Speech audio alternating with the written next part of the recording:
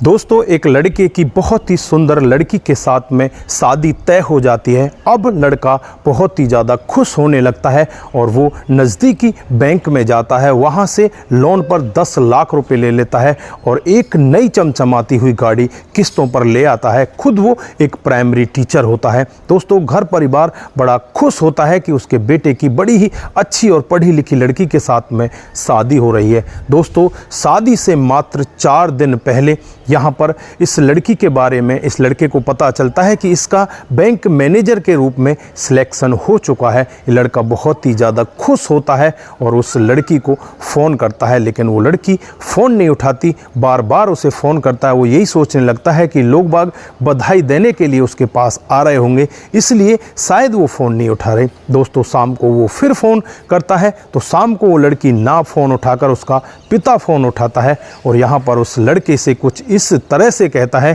कि अभी हम लोग अपनी बेटी की शादी नहीं कर सकते। 2 साल तक तो अभी इसकी ट्रेनिंग होगी और उसके बाद ये नौकरी पर सेटल्ड होगी, उसके बाद ये इसके साथ में शादी करेंगे। यहाँ पर वो लड़का कहता है कि ठीक है, मुझे कोई दिक्कत नहीं है, बाकी मेरी सारी तैयारियां हो चुकी हैं, आप ऐसा मेरे साथ में मत करिए, मेरी बहुत बड़ी बदनामी हो जाएगी। लेकिन यहाँ पर जो लड़की के पिता होते हैं उस लड़के से कह देते हैं कि अब आप ये समझ लीजिए कि हम अभी इस रिश्ते को करने में तैयार नहीं हैं, अभी हम लोग शादी नहीं करना चाहते। ये सब कहकर फ़ोन को काट दिया जाता है। लड़का वहीं पर मायूस बैठ जाता है। दोस्तों, उसके बाद इस लड़के के जीवन में क्या होता है और उस लड़की के जीवन में क्या होता है जो बैंक की मैनेजर बन जाती है, अगर आप भी पूरी कहानी के बारे में जानना चाहते हैं तो वीडियो को ज़रा सा भी स्किप ना करें, लास्ट तक वीडियो को ज़रूर देखें। दोस्तों, आगे बढ़ने से पहले हमारी वही रिक्वेस्ट कि जो हमारे चैनल के साथ नए हैं कृपया करके चैनल को फॉलो कर लें, बेल आइकन को ज़रूर प्रेस करें। नमस्कार, जय हिंद। आप देख रहे हैं APH न्यूज़ राहुल रावत के साथ। तो दोस्तों, आज की जो हकीकत की कहानी आप लोगों को बताने जा रहा हूं, ये उत्तराखंड के देहरादून की हकीकत की कहानी है। यहाँ पर एक लड़का जिसका नाम अजय कुमार होता है, जो अपने माता पिता का इकलौता बेटा होता है। माता पिता खुशी खुशी इसके लिए लड़की देखने लगते हैं। पड़ोस के ही गाँव में रहने वाली एक लड़की जिसका नाम आराध्या होता है, जो बहुत ही ज़्यादा पढ़ी लिखी होती है और देखने में भी बहुत ज़्यादा सुंदर होती है। दोस्तों, इनकी शादी तय हो जाती है और शादी करने के लिए अजय कुमार इतना उतावला होता है, शादी से पहले ही ये खुद अपनी एक गाड़ी ले आता है और उसे भी लोन पर लाता है। ये खुद प्राइमरी टीचर होता है। इसकी तनख्वाह उस समय 35 से 40 हज़ार के बीच में होती है। उससे ये उसकी किस्त भरने लगता है और इधर बैंक से जाकर 10 लाख रुपए का लोन ले लेता है, जिससे कि सारी सुख सुविधाएं अपनी पत्नी को दे सके। ये अपनी ससुराल वालों से कुछ भी नहीं मांगता। ये तो बस यह सुनकर बहुत ज़्यादा खुश होता है कि इसकी पत्नी तो बहुत पढ़ी लिखी है।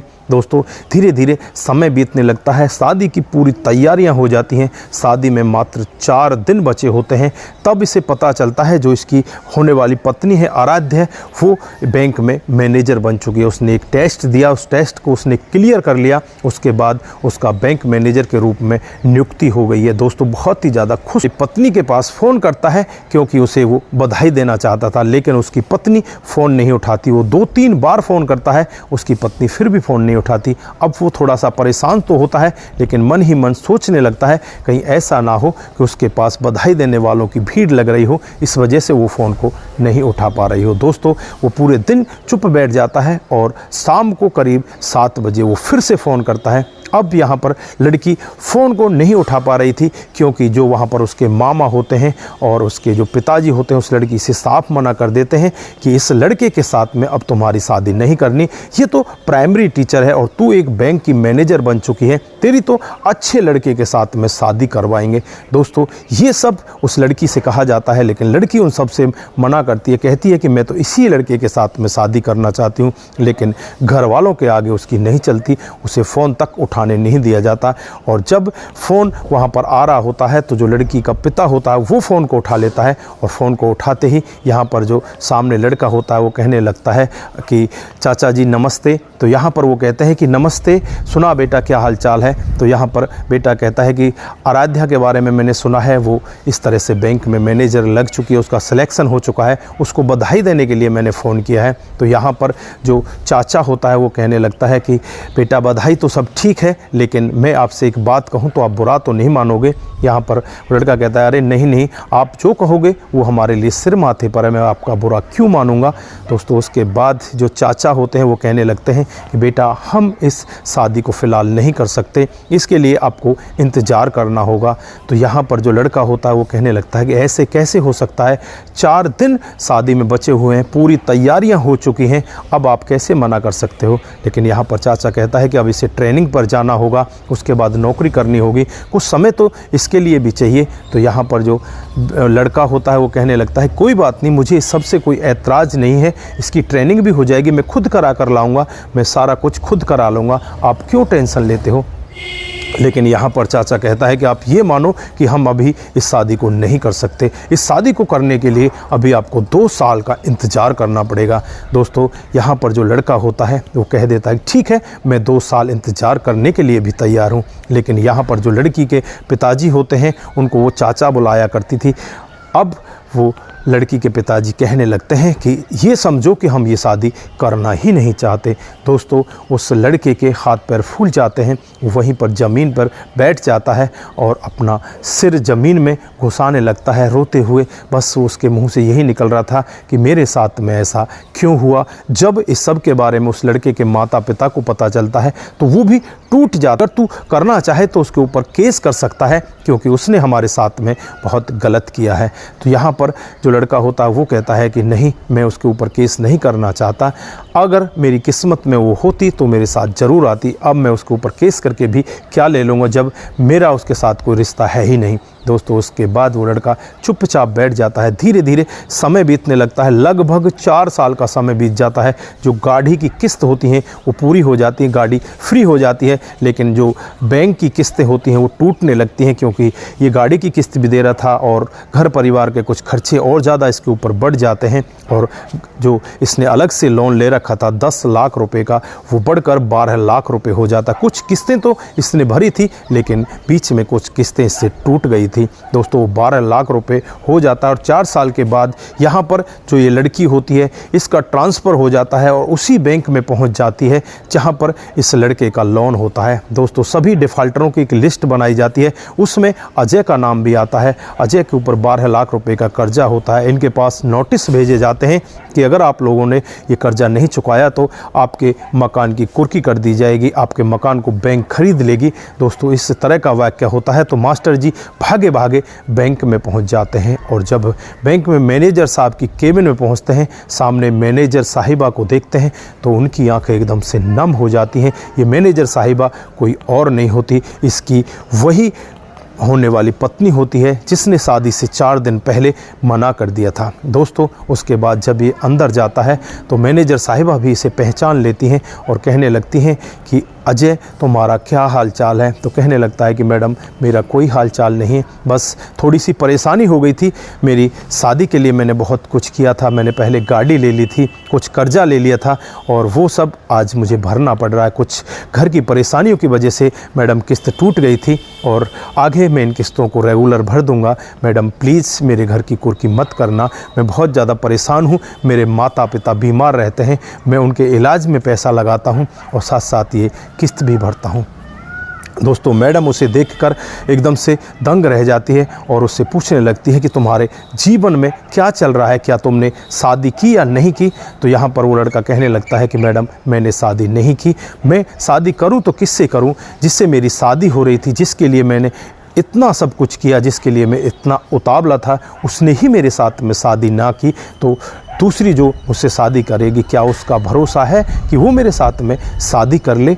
दोस्तों यहाँ पर जो मैडम होती है उसकी आंखों में आंसू आ जाते हैं, वो सोचने लगती है कि वाकई में इसके साथ में बहुत गलत हुआ। दोस्तों यहाँ पर वो लड़का उससे कहने लगता है कि मैडम जी आप सुनाइए, आपके जीवन में क्या चल रहा है, आपका जीवन तो अच्छे से कट रहा है, आपकी तो शादी हो चुकी है। तो मैडम यहाँ पर 1 मिनट के लिए रुक जाती है और कहने लगती है कि यहाँ पर अब ये सब बात करने का हमारे पास टाइम नहीं है। आप ऐसा करिए, सेकंड सैटरडे आने वाला है, उसको पूरी बैंक की छुट्टी है, मैं यहाँ पर आऊँगी, आप लोग यहीं पर मेरे से मिलने के लिए आ जाना। दोस्तों उसके बाद यहाँ पर ये लड़का भी उस सैटरडे का इंतज़ार करता है और वो मैनेजर भी उस सैटरडे का इंतज़ार करती है। दोनों बैंक के अंदर पहुँच जाते हैं। उस दिन बैंक के अंदर कोई नहीं होता, बस एक पियून आता है जो उनकी चाय पानी के लिए देख रेख करता है। दोस्तों मैडम अपने केबिन के अंदर बैठी होती है।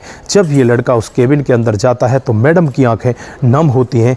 जब ये लड़का मैडम के जीवन के बारे में पूछता है कि मैडम आपका तो जीवन बहुत अच्छे से चल रहा होगा, एक बिजनेसमैन के साथ आपकी शादी हुई थी, तो यहाँ पर मैडम कहती है कि जैसा तुम्हारे साथ में हुआ उससे कहीं बुरा मेरे साथ में हुआ। आपने लोन लेकर जो काम किया वही मेरे पिताजी ने लोन लेकर काम किया।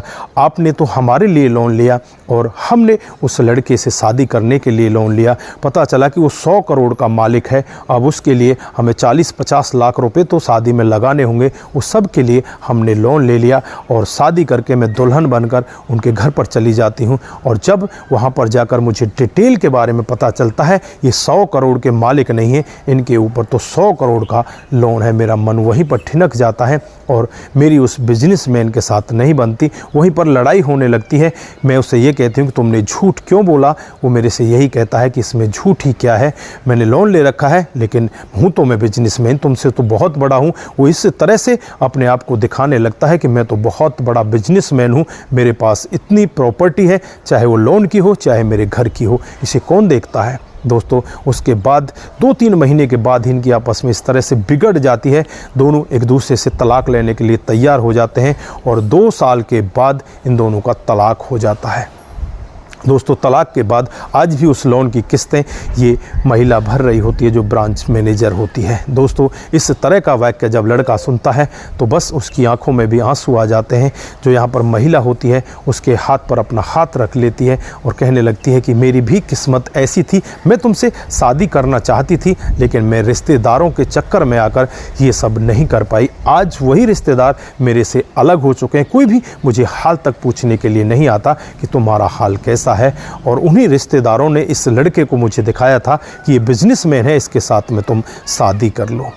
अब यहाँ पर वो पूरी तरह से रोने लगती है, उसकी आंखों में आंसू होते हैं और यहाँ पर जो अजय होता है उसकी आंखों में भी आंसू होते हैं। अजय यहाँ पर आराध्या से कहने लगता है कि क्या हम दोबारा शादी नहीं कर सकते, क्या हम दोबारा एक दूसरे के साथ नहीं रह सकते। तो आराध्या यहाँ पर कहती है कि आपने तो मेरे मुंह की बात छीन ली, अगर ऐसा हो जाए तो मैं बहुत बड़ी सौभाग्यवती होंगी। दोस्तों उसके बाद ये दोनों आपस में बातचीत करते हैं और बातचीत करने के बाद दोनों के घर वालों को इस सब के बारे में बता दिया जाता है। दोनों के घर वाले भी राज़ी होते हैं और फिर खुशी खुशी इन दोनों की शादी कर दी जाती है। दोस्तों ये दोनों शादी करके फिर उसके बाद बड़े आराम से रहने लगते हैं। लेकिन इनके जीवन में जो पहले इस तरह से घटनाएं घटी वो शायद किसी के जीवन में ऐसी घटनाएं ना घटें। दोस्तों ऐसा किसी के साथ में भी नहीं होना चाहिए कि जिसकी, जैसे गाँव में बोलते हैं कि चढ़ी छान को नहीं उतारना चाहिए, ये चढ़ी छान वाली ही बात होती है। यहाँ पर जो इसके मामा ने किया वो बहुत ही गलत काम किया था